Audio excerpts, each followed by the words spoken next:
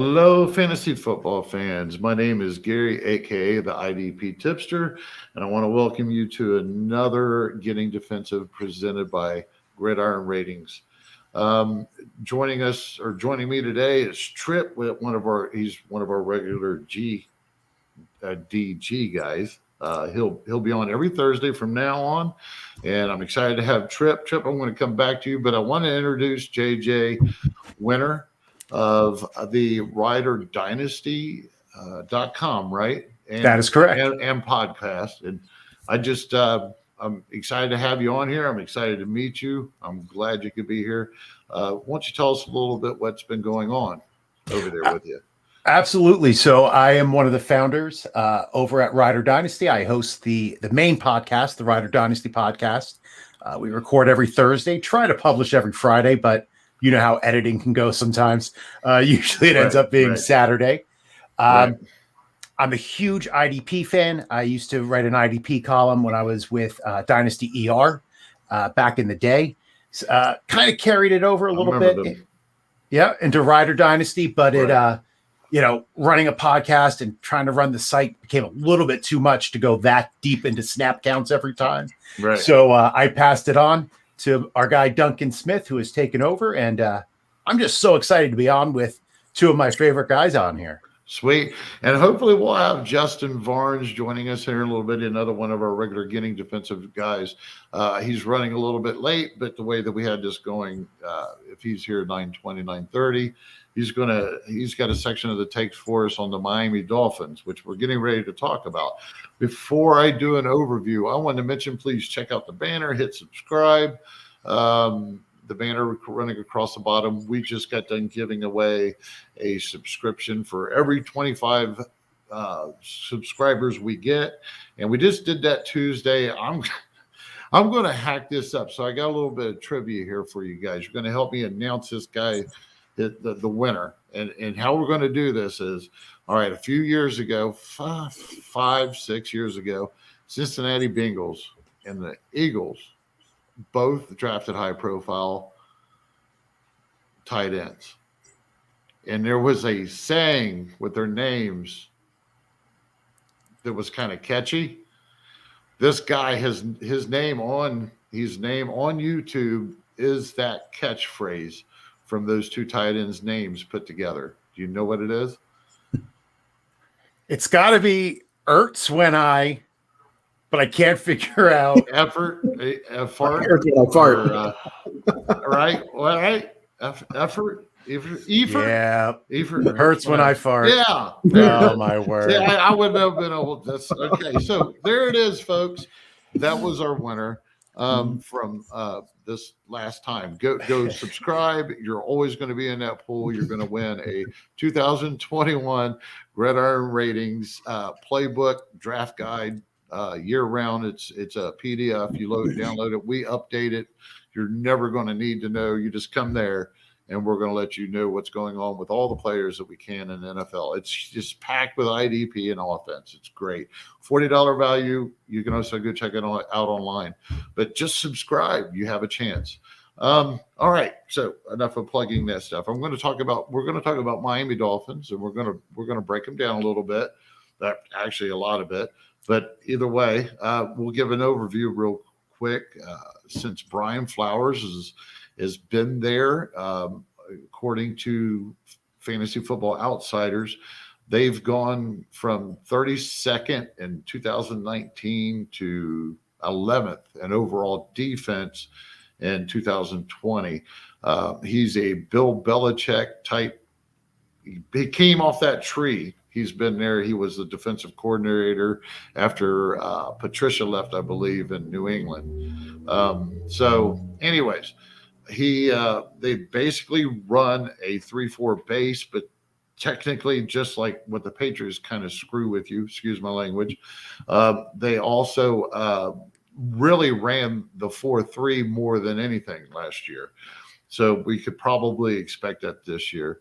To add another couple of notes here, when it comes to IDP and balance formats, I could only come up with one guy that was consistently in the top 50, And then that was Baker. And then you had 2 in the top 64, which was Eric Rowe.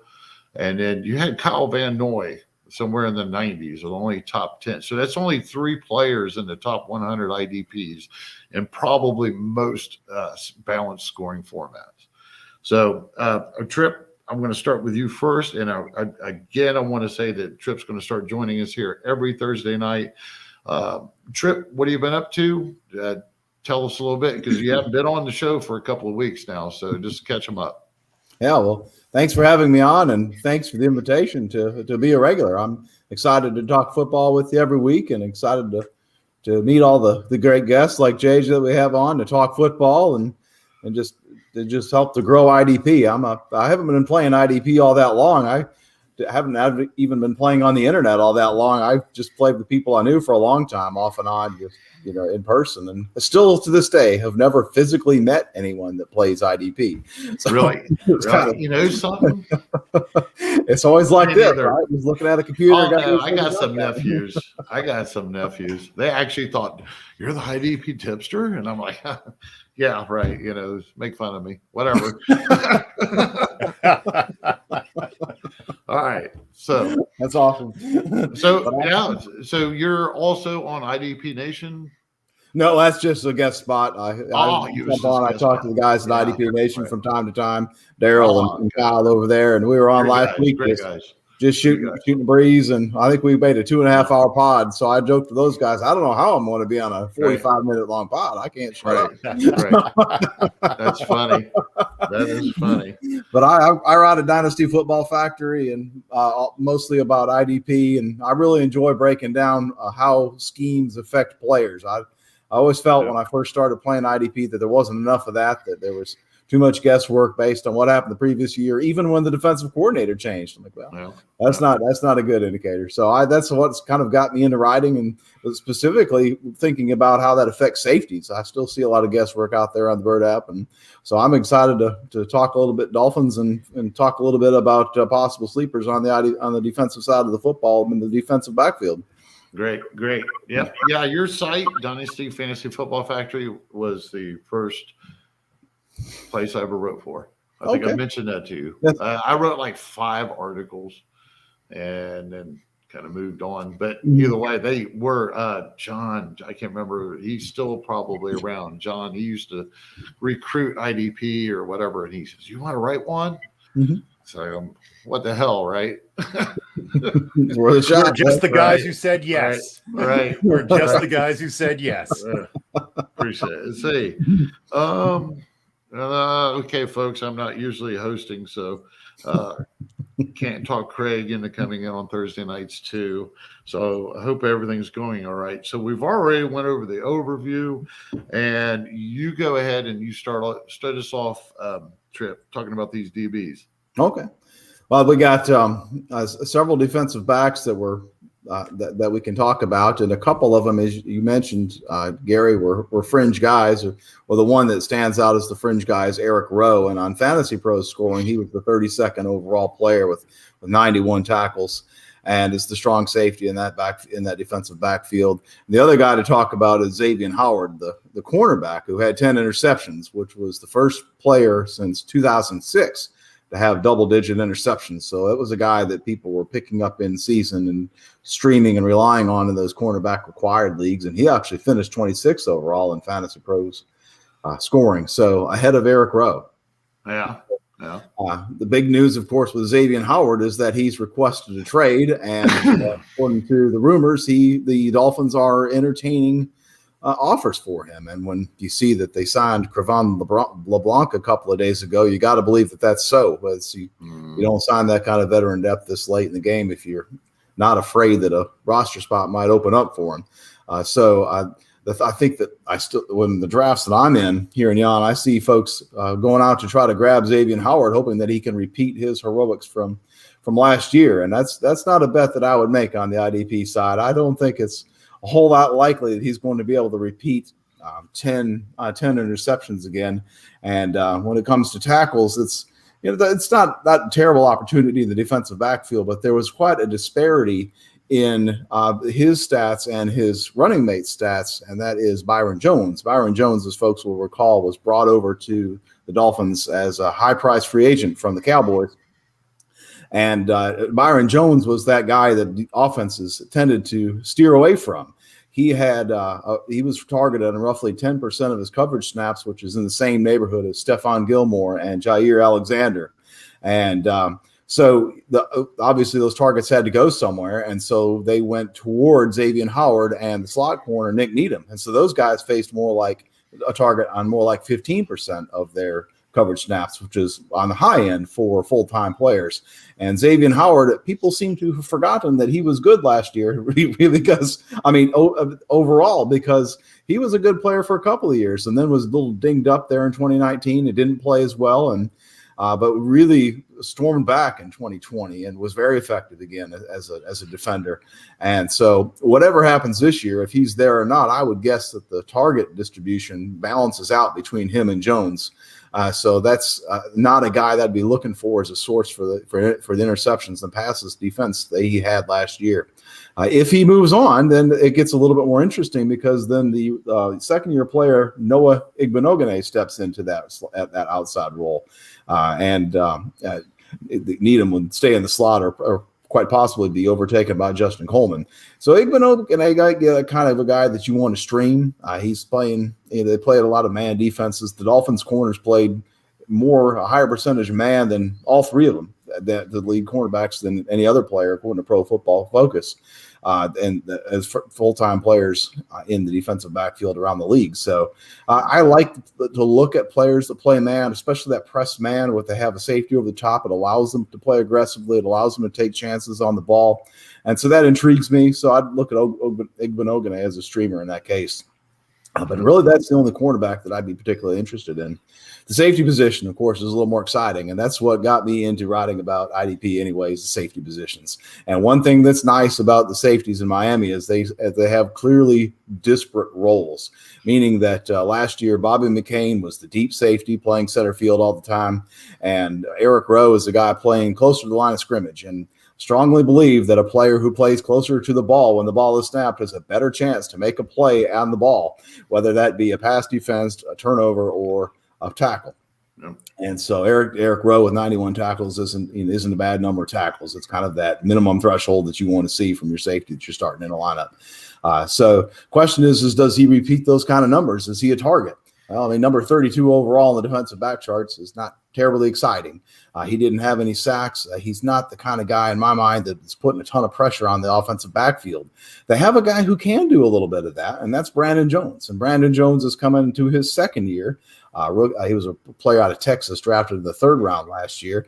And Eric Rowe, to me, doesn't do a ton of things well. He's a converted corner. He's considered a tight end eraser by folks that like the Dolphins. However, Kelsey and Waller ate him up. So what is he really? To me, he's a little bit more of a specialist. I think he's probably well suited to a part-time role if Jones can flash and overtake him in the preseason. And if Jones can be disruptive in the backfield, then I kind of like him. He's not huge. He's only 5'11", 195, but so he's not going to be a Jamal Adams type. He's not going to be, stuff in the box, adding to the box so much. But I think he's a guy that can attack defenses from the edges and attack the flats and wreak a little havoc in that way. So I kind of like Brandon Jones as a deep sleeper. He's a guy that you can get as your third or fourth safety, I think he's pretty interesting with some upside. He's a lot better than taking a guy that's just running too high all the time and is a boring type of player will finish in the 20s or 30s, but that doesn't have any upside. Right. The free safety position, folks are waiting for me to name Javon Holland, the rookie that they got out of Oregon. And that's not a guy that I'm going to be targeting in any of my drafts. And the reason why is because he's going to take a chunk of the role that Bobby McCain had last year. Bobby McCain was the free safety. He faced all of 10 targets last year, according to Pro Football Focus, which is just insanely low. Like you can see, all the other defensive backs faced at least 60. Xavier Howard faced 90. And that's the full-time guys, that is. And right.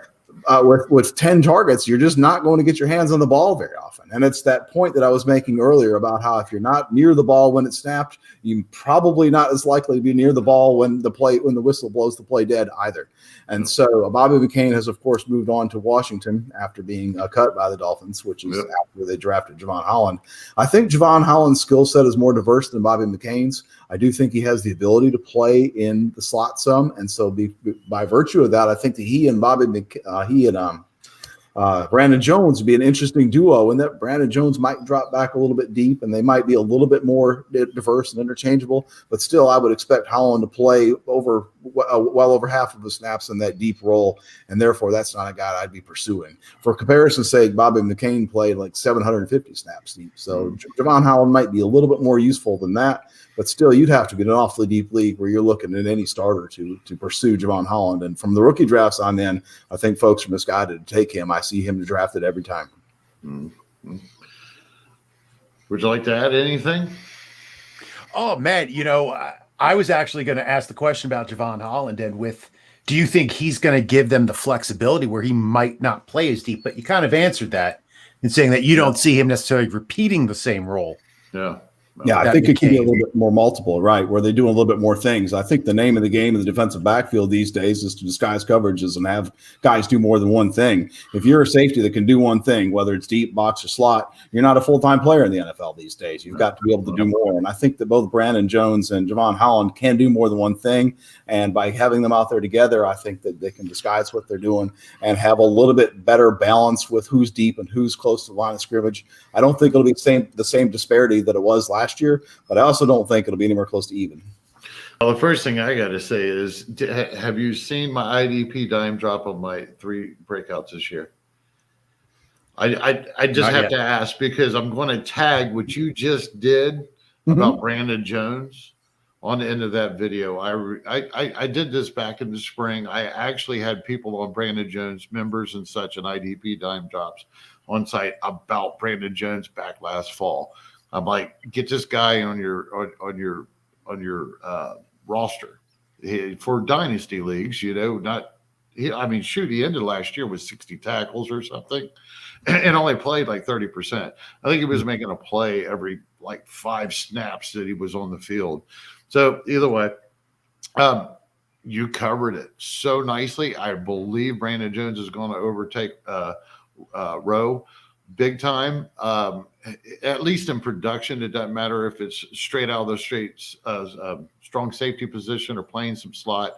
His snaps are definitely going to increase, and he's going to do really well. You just got me excited on when you hit Brandon Jones. I thought I was going to follow up with something. You nailed it, man. That was Thanks, man. I love Brandon Jones. Yeah. Believe it or not, I called the McCain being released. I actually said McCain would probably go first, and I thought Rowe would be right behind him, though.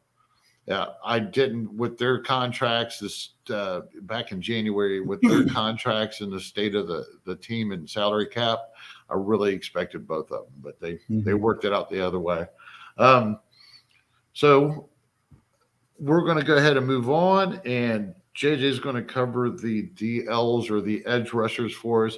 Like I said, they run a 3-4 base, but they run a 4-3. So a lot of times they have outside linebackers rushing, or the guys will put their hand in the dirt and get at it like a defensive end. So hit us with that, JJ, would you? Absolutely. I'm going to make a mental note to always go before Tripp.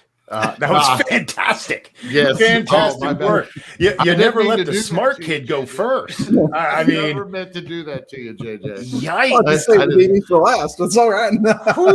When we did this, when I wrote out the content and the order and everything, I'm thinking, okay, I know Tripp's been on, so I'm going to let Tripp go so JJ feel comfortable, see it happen. I apologize. No, puts a little extra pressure on me. I like Tripp it. I like it. I'm glad I'm not. That was fantastic, though, Tripp. Thank you so much.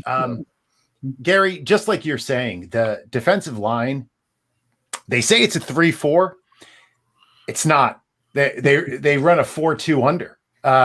That's what they mainly run. I'm not sure if you're fans of Tommy Kistenberry, on Twitter just released like a whole thing from last year and what they ran, and it was crazy to see how they lined up. And it's one of those things that really drives you nuts as an IDP player. I know we don't talk about the dirty O on here, but right. You know, the Patriots are the same way with the running backs. You never know who's going to get the carries that week, right? Carries over to their defense. So you look at the defensive line for the Dolphins. You know, let's start in the middle with their young tackles. You have Christian Wilkins, big man from Clemson. Last year, 48 tackles, 5 tackles for loss, 2.5 sacks, 5 passes defended, which is pretty good. Yep. He's going to give you enough snaps at that position to be relevant throughout the season. Nobody really behind him is pushing to replace him. But unless you're in a DT required league, you're not starting Christian Wilkins. If you are in a DT league, you can probably, he's a good DT2, I think, in my opinion. The backup. He's getting better. He is getting better. I thought he would make a bigger leap last year. Yeah. But I think one of the things holding him back in that leap was the giant defensive tackle, 6'7", Raekwon Davis out of Alabama, who they brought in last year, who replaced Godchecks. Who just went out to New England. Right? Listen, there has to be some sort of scheme going on between the Lions when Patricia was there, like now Flores and the Dolphins. All these players transferring. Right? They go to another team, they get the big contract, and then get cut and go back to the Patriots. Right. Whatever it is, it's working. Right. Unless you consider the Patricia and the Lions didn't work there. Van Noy last year. Kyle Van Noy and he's right back to the Patriots this year. Right back into the loving embrace of Bill Belichick. Yeah, gotta love it. Those guys are hanging down at in the bottom of Belichick's condo down there in Florida, just drinking beer and say, "Hey, what do you think about this?" I bet we can talk them into it. It's beautiful. And of course, you also have Raekwon coming from Alabama, where Nick Saban, he's huge, who is, basically Bill Belichick just of the college ranks. I personally wouldn't roster Raekwon at this point. He's a run stuffer. Maybe if he gets a little bit better, or again, if you're in a really deep defensive tackle required league, then I get him on your roster. But otherwise, there's not a lot there. Yeah. And unfortunately, sliding out when you go to the defensive end position, you got Emmanuel Ogbah there. Now, that was their sack leader, but I don't know anybody who's excited to put Ogbah on their roster. I mean, I could be wrong, but I'm not leaping to make any IDP trades or reaching in a draft for Emmanuel Ogbah. He had, 9 sacks last year, career high, but he only put up 42 combined tackles. I mean, that instantly tanks your value. So I really don't know what to do with him. If he can increase and convert more of his pressure into sacks, maybe he could come into that DN2 range, but I can't see drafting Ogbah. Now, across from him, they drafted a rookie, Jalen Phillips. First round pick, 6'5", 266 out of Miami. Interesting thing about Jalen Phillips is that he medically retired from football when he was at UCLA. He wasn't happy with how they handled injuries. He had some concussions, some other injuries, and he retired. He was going to school for music and decided to give football another chance and transferred to Miami. Yeah. Our injury guys would say that there's no such thing as injury prone, but I would be a bit concerned drafting somebody who has already retired due to concussions. No. And I think where you're going to have to draft Jalen Phillips is going to be too high to get him on a roster. I'm not feeling very confident in him. Tripp, where are you at with Jalen Phillips? I think he's interesting in that he's probably the most ready to come in and make an impact right away. And so from that standpoint, I kind of like him. He seems like he was drafted just late enough in the actual NFL draft that he's not flying up draft boards and rookie drafts, right? People don't seem to be valuing him as a top 15 caliber player. And I think he is, and I think he slid because of the concussion concerns. I think people were worried about the longevity. And so I think that that's a valid concern. I'm seeing him go in the late second in rookie drafts, and I'm actually pretty comfortable taking him there because the offensive class was a little shallower this year. And I feel like he's down there, and you can get him and Jamin Davis if you have those late second round picks and you're just gobbling up value, in my opinion. So I kind of like that. I kind of like his skill set. I kind of like his fit with the Dolphins. The only thing that slightly worries me is if you're in a conventional position league, does he get tagged as a linebacker? And my next question is from an alignment standpoint, is he a true defensive end, like stylistically? Is he always on the line, or is he going to play more of the Kyle Van Noy, Andrew Van Ginkel role? Is he going to play opposite Ogbo, or they'll play some three edge looks for sure with Ogbo pinching in? But when they're showing some base sets, and does he have the flexibility to play off the ball a little bit, and not necessarily in the box exactly, but so that I worry about his position designation also. If I'm in a true position league, I do think he's interesting there. Of course, then you're probably a little less of a position scarcity issue in that case. So there's definitely some warts on him, but I feel like he's going late enough in rookie drafts that I've been comfortable taking him a couple of times. I had him down, I don't know, I think around 15th and overall rookie that I would mess with, but I am not a rookie guy. So I would, if I'm in a rookie draft, all rookie draft, if it's probably because I haven't traded away yet. So I don't have much. Ogball, I'm thinking that it is possible to see him take another step under floors.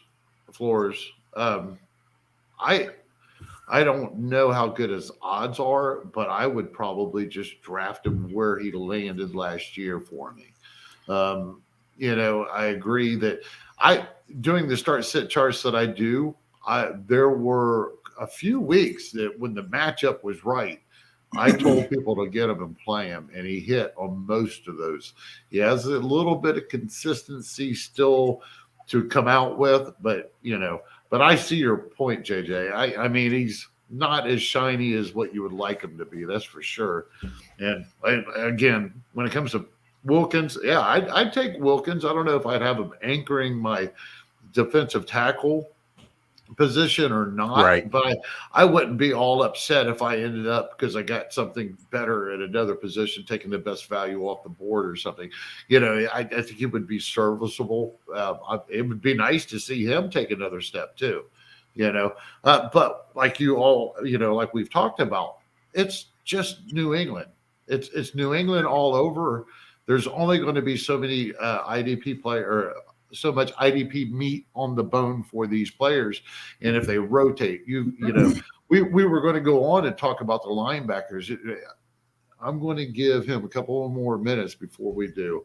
All right. So then we'll give a little, I was going to give a little overview about what people should know about these IDPs. The odds are that you're not going to get like McKinney and Baker both as top tier type linebackers. McKinney took a big, if you guys didn't know it, McKinney took a big hit right before camp.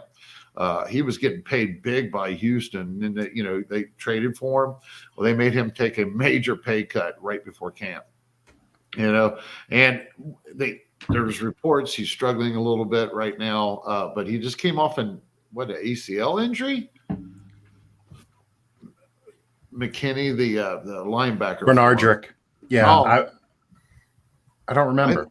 He got hurt. I'm pretty sure he got hurt last year with Houston. He didn't play, and he got hurt early. And I'm thinking ACL, but either way, he's struggling. And reports are right now he's struggling.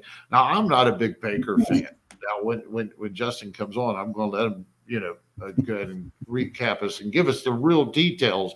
Justin knows his shit, but I'm not a big Baker fan. I'm a Ohio State guy through and through. But I personally think that we'll see him out there, in coverage a lot. I just don't see this ever developing into a bunch of IDP guys I want to own. At least not, in my starting lineup. I mean, if it was a really deep format, of course, but that would have to be a really big format. I don't know how you guys feel about it, but let me ask you, if there's one IDP position and a person that you could pick off this team to fill your anchor in your lineup at that position, which IDP would it be? I mean, I would have to go with Baker. I don't know if anybody else in this team is going to. Right? There's just nobody. I don't think there's anybody else in the running. I mean, you started to talk about Andrew Van Ginkel. I don't know if they like Vans. Gary, you might look for a job there, right? Because they had Van Noy, they had Van Ginkel. I mean, he was efficient as a pass rusher, right? But then they went and they brought in Brennan Scarlett and Shaquem Griffin to push him as the designated edge rusher role. So, well, we're cool. Hey, Justin, thanks for joining us. Justin, glad to be here, guys. JJ, Justin. Nice to meet you, sir. What's going on? How you doing, man? I think Tripp. You might have been on a show with him at once, right? I think so. Yeah, yes, sir. Good to see you. Good to see you, Justin. Well, we were just warming up the linebackers for you a little bit, talking about general things between the Bill Belichick, Flowers, Patriot, Dolphin, Fish thing. So, anyways, I want you to enlighten us a little bit about this linebacker core. Well, with I always try to think of particularly when it comes to IDP and defensive personnel groupings. Every defensive coordinator has an identity similar to offensive side of the ball, and particularly with linebackers, we're seeing a lot of reshuffling, a lot of like a reprogramming of what we should expect from a linebacker, whether it be snaps or responsibilities or alignments. Look at Isaiah Simmons and Zaven Collins and all that, and even going back to when we were taking DBs, still are taking DBs like Mark Barron and turning them into linebackers. Lots going on there with Jeremy Chin in kind of a similar situation, but for Miami, really coming out of this Belichick style defense, which, by the way, I mean, I have to give it up for Brian Flores, because there's been a ton of people falling off the Belichick coaching tree that have not had that kind of success with the defense. But Flores, I think, has really put something nice together. However, similar to Belichick's defense, there's just not a ton of linebacker production there. We just don't have these, two. Long gone are the days of three down linebackers, but not even two, three down linebackers anymore. Yeah. And even the ones that are on the field are not really productive in the way, they're not going to really necessarily get to that LB1 status, no matter how much they play. But for me, that linebacker is going to be Jerome Baker for a couple of reasons. Obviously, we can partly look at the contract that he was given, before the season started. I do like the addition of Bernardrick McKinney, but I think at this stage, McKinney is going to be somebody they're going to use, to basically help with the run. I think with as many defensive backs as they have, and as deep as they are, let's for now just assume that somehow Xavier Howard sticks around. Yeah. Tripp covered that, dude. You wouldn't believe how he covered that. You'll have to watch it at the beginning. Okay. It was impressive. Tripp got the star for tonight. All right. I'm gonna try to get out of here as quickly as I can, just so I can go back and watch it. Yeah. Right. Every class needs a B student. Yeah. You'll be both, brother. Go ahead, Justin. I'm sorry. But yeah, so basically, I think it's pretty clear if you look at their defensive back rotation, and also you look at the other linebackers on their roster. The McKinney isn't likely to get above 60% snaps. My guess is I'd be surprised if he gets above 50%. I was really high on his. I'm not a Baker fan. I thought McKinney was going to come in. I mean, he was a 3-down guy for Houston for so long. He actually he wasn't terrible in coverage. Right. So I was really hoping, because I'm not a Baker fan. I don't think he's as good as what they're paying him. And I don't think they're as good as what his snap count is. If it was me, you know, if McKinney was capable, he would be the full-time guy. I apologize. Go right ahead, man. No, and listen, there is always that chance. I just think it's aggravating for IDP owners. Yeah, I think. Absolutely. You know, one of the misleading things about Jerome Baker, which I think we would need to address, and we, Gary, you and I discussed this when we were discussing Devin White and his enormous number of sacks. Part of Baker's value last year was that he had 7 sacks as a interior linebacker, which is impressive. But he only had 11 QB hits, which basically, just as we were discussing earlier on another podcast about Devin White, the chances of Baker getting anywhere near 7 sacks again is pretty slim. And obviously, Flores is blitzing his linebackers more, and we're seeing this. Bobby Wagner's blitzing opportunities picked up in the second half of the year last year.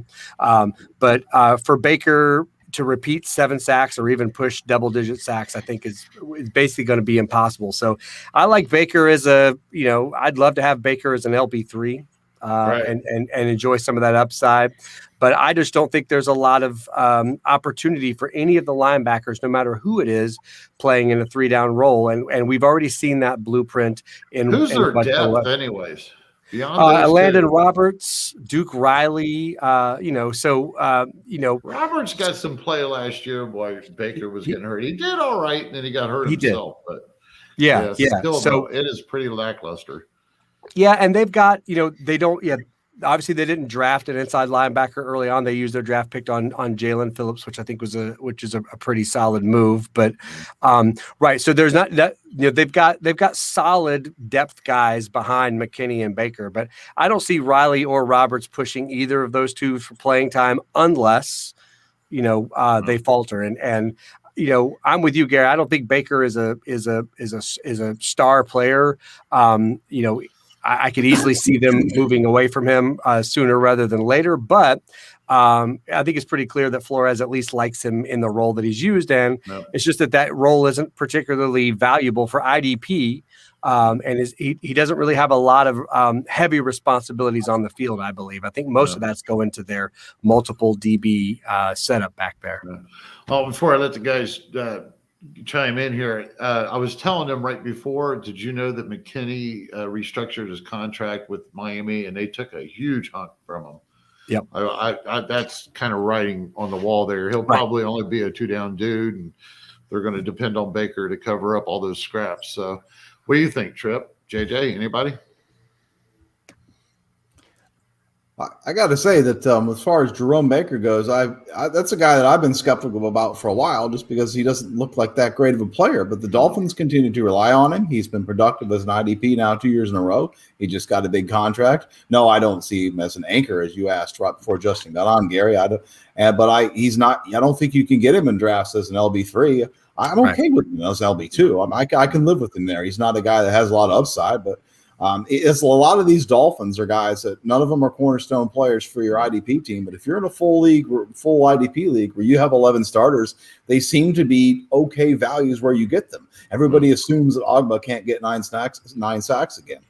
If the defense plays well and they have Jalen Phillips out there, and if they're able to continue to put pressure on the quarterback, I don't think it's impossible. And you don't have to take him as your DE1. If you got a DE2 coming back and you get he's a 9-sack guy, it's like that's kind of interesting, and I don't hate that. So all these Dolphins are guys that nobody's super excited to get, but they all seem to be relatively productive, coming off of relatively productive years in a defense that I don't think is going to fall off a whole lot. So I kind of don't hate it.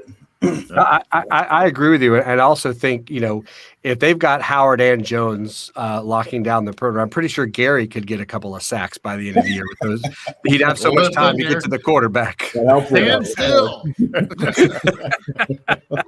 Will you just sit down? Right. Yeah, but no, I agree. I do think obviously that's the heavenly combination, having some lockdown corners so that quarterbacks have to take an extra second or two to figure out where they're going to go with the ball. And that helps even average pass rushers. I like Agba. It's just a matter, I'm sure you guys discussed this, but it's a matter of, how many snaps they'll be on the field. But Right. yeah, Tripp, I agree. I don't see any of these as being ones in any league, but I love a lot of them as twos and definitely threes. Yeah. I had asked right before you come on, or we got you inside studio here. I was asking, and JJ was replying. The question, I guess, realistically was not that good of a question, because I asked him, which IDP would you want off of there if you had to have one of them to anchor one of your positions in a lineup? And I think the truth is, I was putting JJ on, I think I might have put you on the spot, because would you want Baker as your, because I think that was your answer, as your LB1, the first linebacker off the board, the guy anchoring and carrying you through. So it was kind of a catch-22 when I asked that, because I think the general consensus would be there's no true top option that's going to be coming out of Miami, whether it's the Belichick effect or if it's whatever it really boils down to. And I think the place you might see a cornerstone or a leader is in the defensive tackle, in a defensive tackle league. Yep, that's what I was like Wilkins has the opportunity to step into that role. But again, most people don't play in defensive tackle required leagues. No. But I agree with what Tripp and Justin said. That's the thing with the Miami defense. Same thing with the New England defense, is you might not get the ceiling that you'll get from other players, but you always sort of have a floor, right? For a lot of the positions where like you were saying about Agba, like, he might not be the best player, but when you're lining up and you have Jalen Phillips, Raekwon Davis, and Christian Wilkins, you're not going to get a lot of double teams as Agba. Right. And he is an NFL player, and he can beat one-on-one, protection. So he's going to have the opportunities. They're going to have the opportunities. Absolutely. Go ahead, Justin. Oh, I was just going to say, this is obviously to a much, much lesser extent, but we've seen it time and time again where solid NFL players like Agba let's just stick with Agba for now. But we saw it last year with Shaq Lawson. Like, they're solid NFL players. They're not terrible, but obviously they're not Khalil Mack and TJ Watt or anything. But if you've got solid interior defenders, keeping you to where you're for the most part one-on-one, and you've got, as we were saying, if you've got corners manned up and keeping those receivers locked down, there are a lot of defensive ends and edges that spend their entire season about a half a second away from a sack. Yeah, imagine if you got that half a second back. I think it's what we saw with Lawson last year and Agba, and if all holds up this year, I would not be surprised to see Agba and Phillips and Van Ginkel get their fair share of time at the quarterback. We just got done breaking down the Jets last week, and that is exactly what I said. We have one of our Gridiron Ratings family members on, John June, and he was talking about Lawson. Of course, he's a Jets fan, so he's really hyped. And I was like, Me too. Oh, Jets fan or hyped? Me, Jets fan. Yeah. And I'm hyped. I am hyped for the first time in a long time. Right. And I think John said that last week. Yeah. Like, it's actually kind of fun to be a fan again. Right. And I don't blame you. And we really, it's been a long time since you guys have had any edge rushers. Any real true, I can't think of the guy's name. They mentioned it last week. And John Abraham and Sean Ellis. Yeah, right. Let's go old school. I love it. What did he say? 17 years or something.